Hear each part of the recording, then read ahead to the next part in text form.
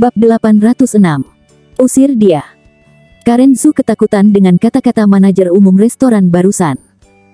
Sulit baginya untuk membayangkan bahwa supir taksi yang hanyalah seorang lelaki rongsokan adalah bos restoran ini. Pria ini masih berlutut di lantai seperti makhluk menyedihkan di pintu restoran untuk melamarnya barusan, tapi sekarang dia menjadi pemilik restoran ini. Bagaimana ini bisa terjadi? Bagaimana kamu bisa menjadi pemilik restoran kami? Karen Zhu memandang Brian Adam dengan ngeri seolah-olah dia telah melihat hantu. Brian Adam menarik napas dalam-dalam, menekan emosi yang rumit di dalam hatinya, dan berkata dengan suara rendah, "Tuan Harimurti, inilah yang menjadikan saya pemilik restoran ini. Mustahil bagi sopir taksi seperti saya untuk jadi begini, jika bukan karena dia, saya akan selalu menjadi sampah yang akan dipandang rendah oleh wanita jalang seperti Anda." Emosinya mulai melonjak, dia tidak bisa lagi mengendalikan hatinya, menunjuk ke arahnya, dan dengan marah berkata, "Segera berlutut untukku. Baru saja kamu menghina penolongku, kamu harus bersujud padanya untuk meminta maaf." Pada saat ini, wajah Brian Adam memerah dan dia menatap Karen seperti iblis yang marah. Karen Zhu ketakutan dengan penampilannya, dan tiba-tiba menggigil. Tapi dia sedikit tenang, dan kemudian dia memikirkannya, Brian Adam menjadi pemilik restoran, jadi baginis, bukankah itu hal yang baik? Dia tahu betul bahwa Brian Adam sangat menyukainya. Selama Anda membuat tubuh Anda sedikit lebih lembut, dan memegang hati Brian Adam di tangan Anda, maka restoran ini, bukankah sama dengan miliknya? Karen Zhu adalah tipe wanita yang hanya peduli pada keuntungan dan tidak menghargai rasa malu. Ketika dia memikirkan hal penting ini, dia segera bangkit, berpura-pura menyedihkan, dan berlutut di depan Kenzi. "Tuan Harimurti, saya minta maaf, saya benar-benar minta maaf. Saya tadi buta dan mengatakan sesuatu yang salah, tolong maafkan saya." Saat dia mengatakan itu, dia berlutut di tanah, mengangkat bokongnya, dan bersujud beberapa kali dengan sikap palsu. Kenzi bukan orang bodoh. Melihat Karen Zhu tiba-tiba membuat perubahan besar, dia tahu dengan jelas di dalam hatinya bahwa wanita penggoda ini pasti telah melihat kesuksesan Brian Adam, dan mulai memikirkan Brian lagi. "Yah, oke, tidak ada yang salah denganku di sini. Aku hanya ingin bilang, kamu sudah keterlaluan padanya, kamu harus memberinya sikap yang lebih baik." Kenzi tidak mematahkan pikirannya, dengan tenang ekspresi, seolah-olah sedikit pun tidak peduli. Karen Zhu segera berlutut di kaki Brian Adam lagi, mengeluarkan sedikit air mata, dan memohon dengan sedih, "Brian, maafkan aku, tolong maafkan aku. Aku tidak ingin menikah lagi denganmu sebelumnya karena kamu sudah terlalu miskin. Kamu tahu, saudara perempuanku semuanya berpakaian emas dan perak, dan mereka semua memiliki suami yang baik yang kaya, dan aku ingin seperti mereka, aku ingin pria yang baik untuk diandalkan." Dia memeluk kaki Brian lagi saat dia berbicara, dia menangis dengan munafik, "Brian, sebenarnya, sangat menyakitkan bagi saya untuk berpisah darimu. Sebenarnya, di hati saya, hanya kamu, Brian Adam, yang akan selalu menjadi suamiku." Dia mengangkat kepalanya, dia menangis dan berkata, "Tidak apa-apa sekarang, kamu adalah pemilik restoran, dan kamu bukan lagi anak malang yang dipandang rendah oleh orang lain. Aku berjanji sekarang, kita bisa menikah lagi dan kita tidak akan pernah bertengkar lagi. Hidup dalam kedamaian dan stabilitas, oke. Ada banyak hal di dunia yang ajaib dan tidak memiliki alasan sama sekali. Misalnya hubungan antara laki-laki dan perempuan." Brian Adam tahu bahwa Karen Zhu adalah seorang bajingan yang pernah menjadi seorang wanita murahan, menyukai kesombongan, dan hanya peduli pada uang, tetapi ketika tiba saatnya Karen Zhu melembutkan tubuhnya, berlutut dan memohon padanya, kemarahan dan kebencian di dadanya menghilang segera. Awalnya dia ingin memukulinya, memarahinya, dan bahkan mengusirnya dari restoran ini, tapi sekarang, hatinya yang dingin mulai melunak sedikit demi sedikit. Karen Zhu melihatnya dan tahu bahwa hati Brian longgar, jadi dia menangis dengan munafik, menyeka air matanya dan berkata, "Brian, bukankah kamu mengatakan aku yang paling lucu sebelumnya? Bukankah kamu ingin punya seorang putra? Mungkinkah kamu telah melupakan semua sumpah yang kamu buat sebelumnya bahwa kamu hanya ingin hidup bersamaku?" Dia berkata dengan cucuran air mata, "Saya menyesalinya sekarang, saya benar-benar menyesalinya. Saya akan memperbaiki kesalahan saya di masa depan. Dalam hidup ini, saya hanya akan berpikiran dan memperlakukanmu dengan baik.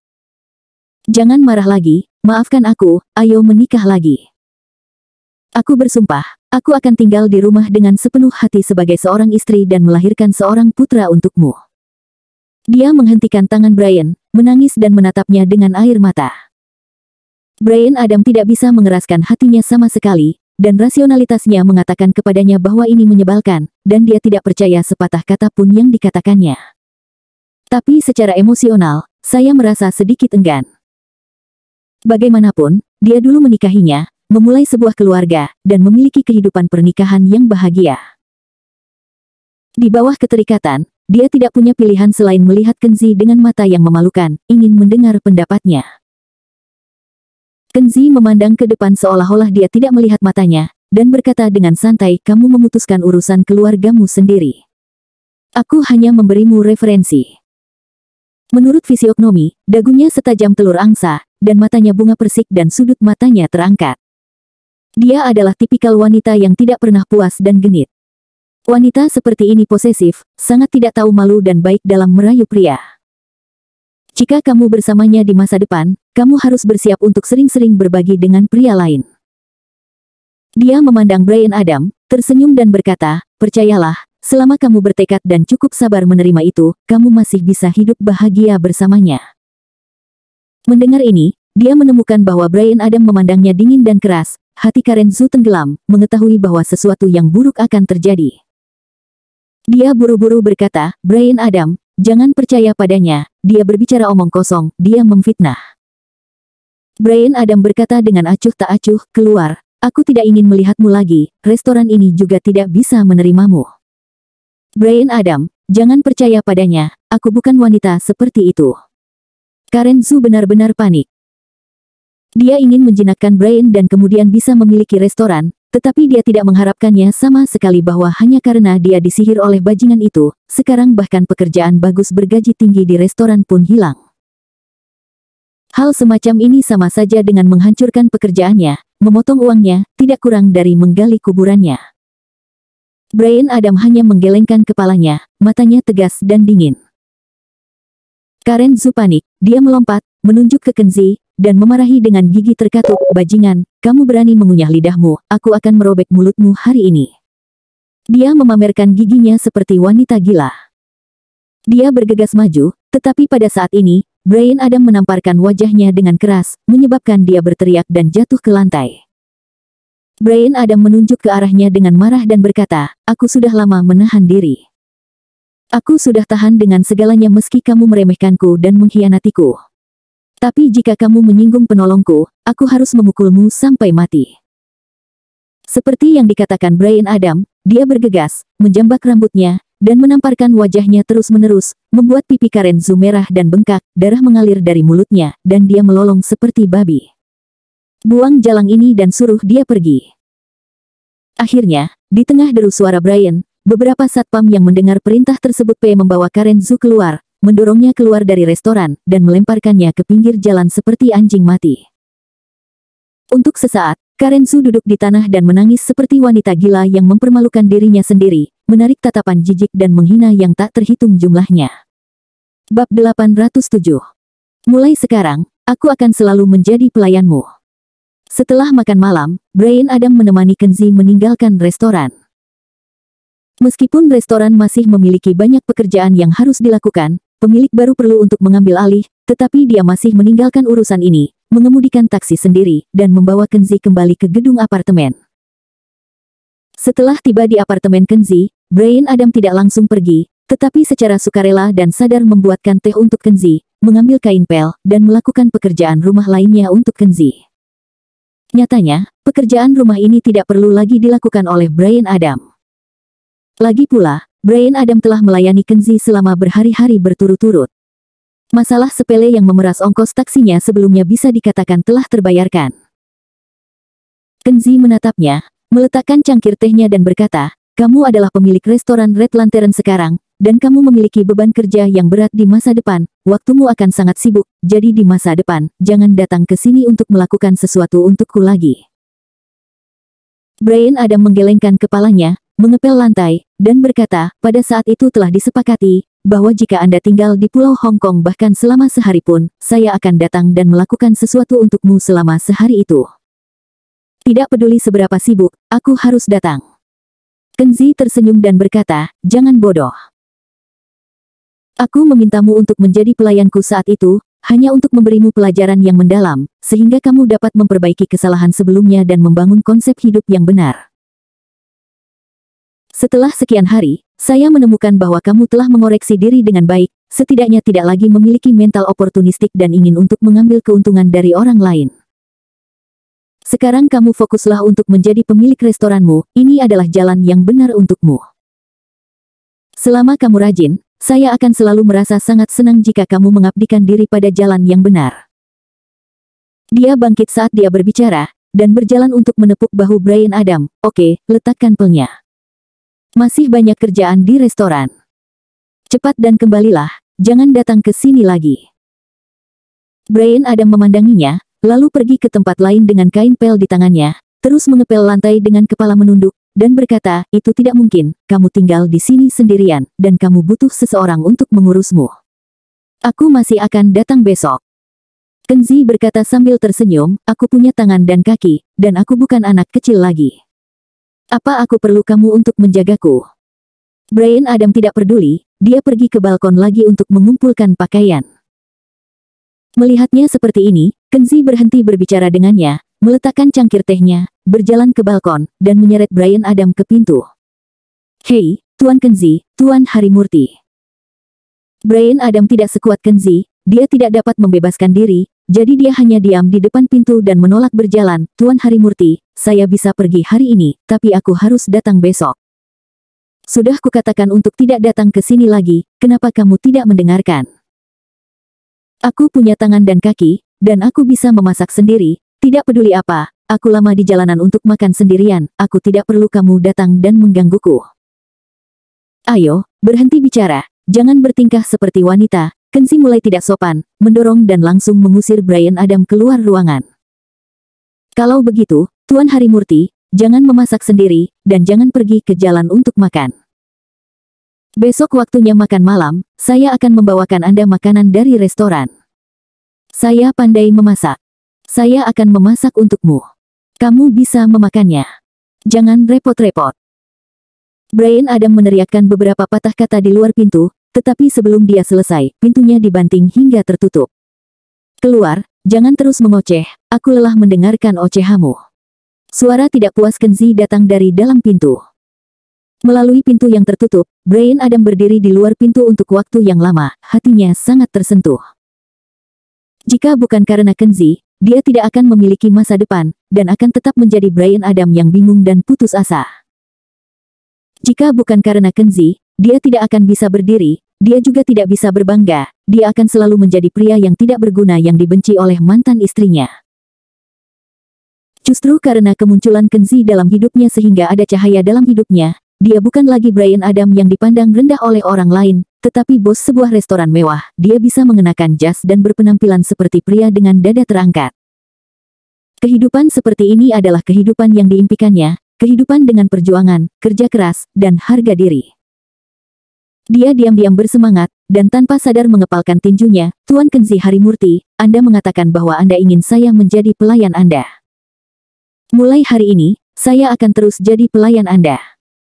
Pada saat ini, mata Bryan Adam menjadi basah tanpa sadar. Pada pukul 9 malam, di sebuah gang tua, Nina Artavia duduk di dalam mobil, diam-diam melihat ke klub kebugaran Naga Langit yang masih buka di seberang jalan. Dia datang ke sini untuk menemukan seorang pria yang dijuluki hantu air, karena menurut informasi yang baru-baru ini ditanyakan oleh Trisancha, sekitar 3 atau 4 hari yang lalu, seseorang melihat pria di foto yang diberikan Kenzi padanya, Jaden Blue, muncul di kedai teh tempat hantu air sering pergi, dan melakukan kontak singkat dengan hantu air. Menemukan seseorang untuk Kenzi adalah prioritas utama Nina Artavia dan Trisancha saat ini. Tidak diragukan lagi sangat sulit untuk menemukan Jaden Blue di tengah kerumunan besar, tetapi sekarang, hantu air, dan Jaden Blue diketahui memiliki kontak maka secara alami harus mulai dengan hantu air. Namun kendala terbesarnya adalah hantu air memiliki latar belakang sosial. Klub yang dimiliki oleh hantu air, Klub Naga Langit, adalah salah satu klub besar di Pulau Hong Kong yang tidak berada di bawah Trisancha dalam hal kekuasaan dan reputasi. Dan alasan yang lebih kritis adalah bahwa Trisanca dan Naga Langit selalu berselisih, dan konflik sering muncul karena konflik kepentingan. Dan, tempat kebugaran Naga Langit, yang dilihat Nina Artavia kebetulan adalah tempat pemimpin klub Naga Langit, sering didatangi, yang setara dengan sarang tua klub Naga Langit. Pada saat ini, dia melihat seorang pelayan keluar dari klub kebugaran Naga Langit, setelan hitam yang duduk di barisan depan mobil berbalik dan berkata, "Saudari Nina, Bos Yayan, pelayan itu dapat memberi beberapa informasi, apakah Anda mau memanggilnya?" "Oke, biarkan dia datang," kata Yayan Samuel. Jas hitam itu turun dari mobil, pergi mengobrol dengan pelayan, lalu menggiring pelayan itu ke samping Mercedes-Benz. Jendela mobil Mercedes-Benz diturunkan, memperlihatkan wajah indah Nina Artavia, dan pelayan dengan cepat membungkuk dengan gugup, "Saudari Nina, selamat malam, saya tidak tahu apa yang ingin diketahui Saudari Nina." Nina Artavia tidak berbicara, tapi menyalakan rokok wanita. Yayan Samuel menunjuk dan berkata, "Hei, Broter, kami sedang mencari hantu air, apakah dia ada di sana?" "Ya, ya." Pelayan itu mengangguk berulang kali. "Bisakah Anda membantu saya menghubungi hantu air dan beritahu bahwa dia punya teman yang ingin bertemu untuk membicarakan beberapa masalah pribadi," kata Yayan Samuel dan segera memasukkan gulungan uang kertas ke tangan pelayan. Pelayan mengambil uang kertas, tetapi sedikit malu, dan berkata, "Maaf, saya tidak dapat membantu Anda dengan ini. Karena hantu air menyinggung Saudara Jian, dia sekarang dikurung di kandang anjing di penjara bawah tanah, dan dia tidak bisa keluar sama sekali." "Mengapa? Apa yang dia lakukan terhadap Jian Ravindra?"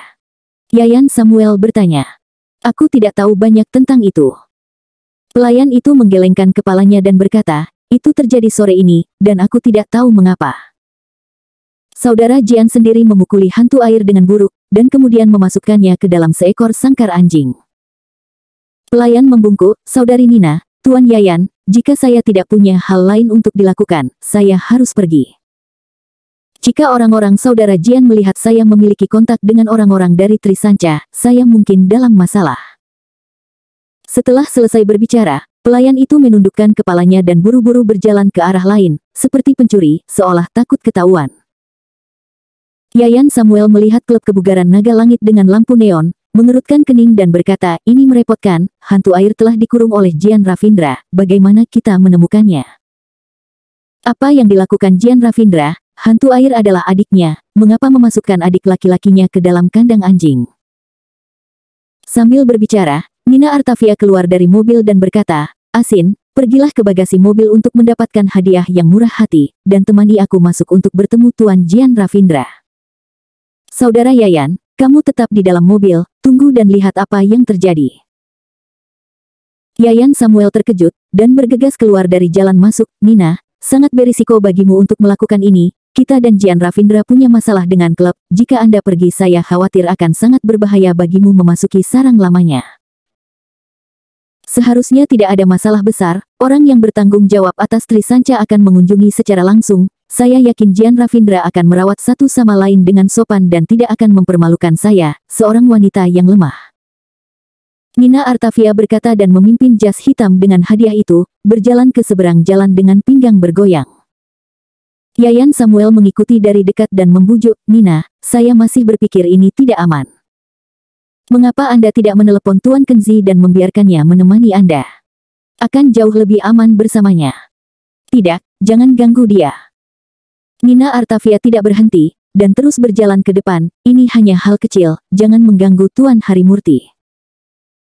Jika Anda mengganggunya dengan masalah sepele seperti itu hanya dapat menunjukkan bahwa saya, Nina Artavia, dan begitu banyak orang di Trisanca sama sekali tidak kompeten."